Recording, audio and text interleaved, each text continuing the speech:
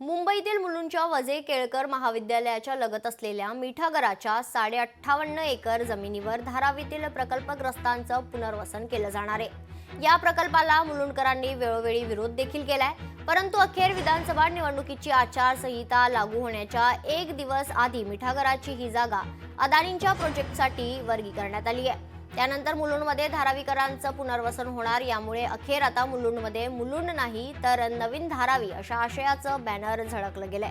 मुलुंडचे हे नामांतरण नाकर्ते राज्यकर्ते आणि लोकप्रतिनिधी यांच्या शुभ हस्ते होणार असल्याची उपहासात्मक टीका या बॅनरवर करण्यात आली आहे। मुलुंडमध्ये विविध ठिकाणी हे बॅनर्स लावण्यात आले होते, त्यानंतर पोलिसांनी बॅनर्स उतरवण्यास सुरुवात केली। 58 एकरची जागा आहे मुलुंडमधली, जी केळकर कॉलेजला लागून आहे, स्मशानाला लागून हायवे पर्यंत आहे।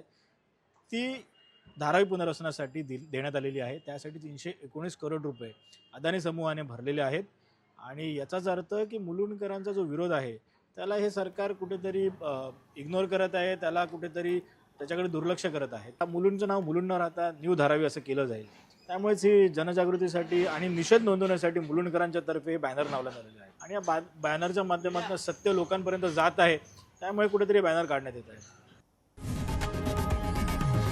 लोकशाही मराठी ऐका, पहा, जागरूक रहा।